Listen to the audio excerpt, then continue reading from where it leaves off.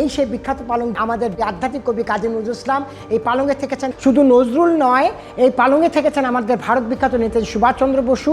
এই পালংয়ে থেকেছেন আমাদের নড়াইলের কিংবদন্তি চিত্রশিল্পী এস এম সুলতান।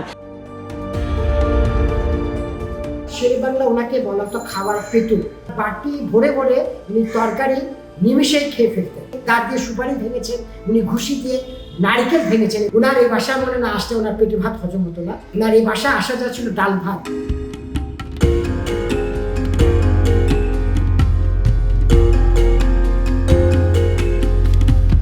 আসসালামু আলাইকুম, খোশ আমদেদ জমিদার বাড়িতে আপনাকে স্বাগত জানাই।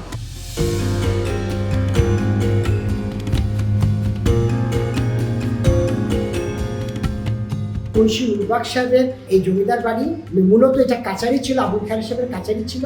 এখান থেকে খাজনা আদায় করা হতো এবং ঢুকেই সবাই সৌন্দর্য দাঁড়িয়ে দিত।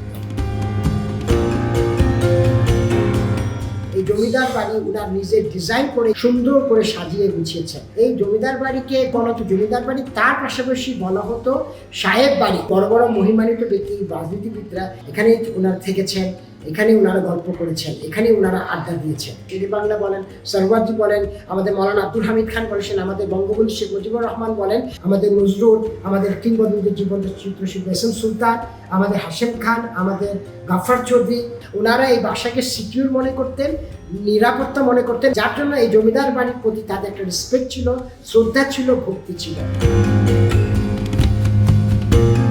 এই বাড়িটা মূলত স্ট্রাকচার গুলো হচ্ছে চুন সুরকির উপরে। তখনকার দিনে 12 ইঞ্চি 15 ইঞ্চি ইটে হতো এবং জাফরি ইটা, যেটা শান্তির একটা নীড়। এই যে দরজা জানালা গুলো দেখছেন, এটা আজ থেকে 200-250 বছর আগে এই দরজা জানালাগুলোকে বলা হতো খড়কুড়ি দরজা। এই কারণে বলা হতো এই যে খড়কুড়ি দরজাটা খোলার পরে একটু খুলে যায়, একটা পার্ট বাই পার্ট ছোট ছোট ওই খড়কুড়ি, এবং ওটা আলো বাতাস ঢুকতো, আলো বাতাস ঢুকতো।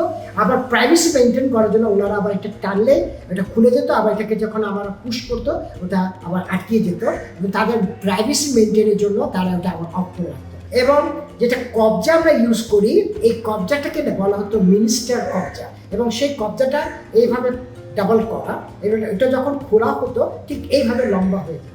আবার যখন এটা অফ করা হতো, বন্ধ করা হতো, ঠিক ভাঁজ হয়ে ঠিক এইভাবে। হল রুমটাতেই আমাদের যে টেলিস্কোপে একটা টেবিল আছে, এই টেবিলে বসে বড় বড় কঠিন সিদ্ধান্ত হয়েছিল। যে টেবিলে বসে আমাদের ভারত বিখ্যাত নেতাজি সুভাষচন্দ্র বসু থেকে শুরু করে হোসেন শহীদ সরওয়ার্দী, আমাদের বাংলার বাগ শেরেবাংলা একে ফজলুল হক, মৌলানা আব্দুল হামিদ খান ভাসানী, আমাদের নজরুল, এস এম সুলতান, বঙ্গবন্ধু শেখ মুজিবুর রহমান, বড় বড় মিটিং হয়েছে। এখানে আওয়ামী মুসলিম লীগের মিটিং হয়েছে, এখানে বড় বড় যুক্ত ফ্রন্টের অনেকগুলো মিটিং হয়েছে এবং বড় বড় সিদ্ধান্ত হয়েছিল। ঈদের যে আনন্দ মিছিলগুলা বের হতো, এই বাসাই ছিল ফাউন্ডার। আমার দাদারাই লিড দিতেন সেই আনন্দ মিছিলগুলার, খান সাহেব মৌলভী আবুল হাসনাত এবং আমার দাদা আবু জাফর জিয়াউল হক। এই বাসার 3টা খাবার ছিল বিখ্যাত। একটা ছিল সুতির কাবাব, এই বড় বড় সুতি কাবাবের ডিশ আছে এখন পর্যন্ত, আমরা ওটা সাজিয়ে গুছিয়ে রেখেছি আমাদের শোকেসে। তারপরে ছিল সাবডেক হচ্ছে যে মোরগটা ফাইট করে, ওটাকে খাসি মোরগ বলা হয়। ওটাকে সারা রাত ধিমা আজে রেখে, এটাকে কোরমা টাইপের, এটাকে সাবডেক বলা হয়। এটা সারা রাত ধিমা আজে রেখে এটাকে সারা রাত রাখা হতো। এটা ফুলকপি এবং বাঁধাকপি এবং শালগম দিয়ে এটা রান্না করা হতো, এবং সারা রাত ধিমা আজে এটা খাস্তা করার জন্য। আরেকটা করা হতো, সেটা হচ্ছে মোতানজেন হচ্ছে টক মিষ্টি মোরগ পোলাও, যেটা জাফরান মালাই ঘি দিয়ে করা হতো। মোরগ পোলাওর মেইন টেস্টটা থাকতে হবে জাফরান মালাই ঘি। তো এই বাসায় ডিনারটা এমন থাকতো, তারা ওয়েট করতো। আমাদের বাংলার বাগ শেরেবাংলা ওনাকে বলা হতো খাবার পেটু। আমার বাপ দাদারা, আমার দাদা, আমার বাবারা দেখেছেন এই শেরেবাংলা যখন ওনার এই বাসা আসা যাচ্ছিল ডাল ভাত। ওনার এই বাসা মনে না আসতে ওনার পেটে ভাত হজম হতো না। তো ওনারা আমার বাবা দেখেছেন, ওনার বাটি ভরে ভরে উনি তরকারি নিমিশেই খেয়ে ফেলতেন, এবং উনি দাঁত দিয়ে সুপারি ভেঙেছেন, উনি ঘুষি দিয়ে নারিকেল ভেঙেছেন। এগুলো আমার বাবা দেখেছেন, আমার দাদারা দেখেছেন। এবং এই বাসার ছিল ওনার আড্ডা। এই জমিদার বাড়িতে উনি একটি দল গঠন করেছিলেন, যে দলটির নাম উনি দিয়েছিলেন কৃষক প্রজা পার্টি। সেই দল হয়ে উনি নির্বাচন করেছিলেন এবং বিপুল ভোটে উনি জয়লাভ করেন, এবং সেই জয়লাভের পরিপ্রেক্ষিতে উনি অবিভক্ত বাংলার প্রধানমন্ত্রী হয়েছিলেন, চিফ মিনিস্টার হয়েছিলেন, যেটা আমরা প্রধানমন্ত্রী হিসাবে হয়েছিলেন সেই 1937 সালে। ওনাকে সর্বপ্রথম এই জমিদার বাড়ি থেকে ওনাকে সংবর্ধনা দেওয়া হয়েছিল।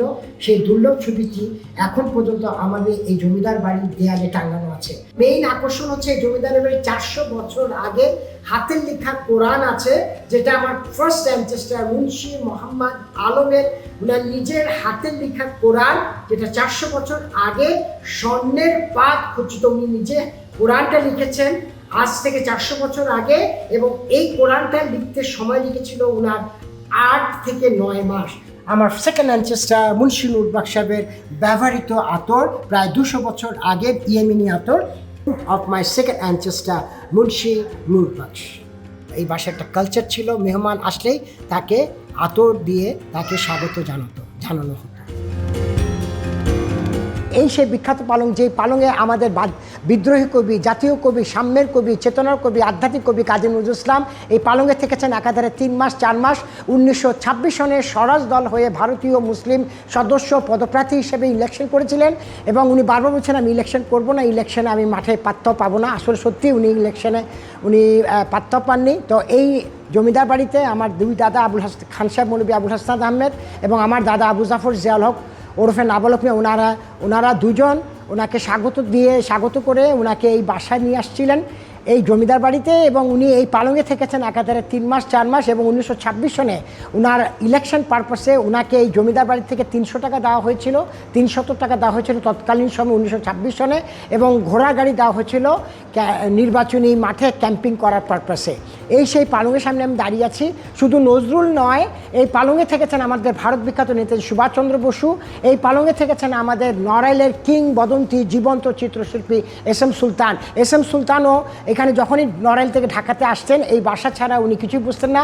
যত মহিমান্বিত ব্যক্তি, রাজনীতিবিদ যারা ছিলেন তখনকার দিনে, তাদের এই বাসার না আসা পর্যন্ত তাদের আত্মার তৃপ্তি মিটত না।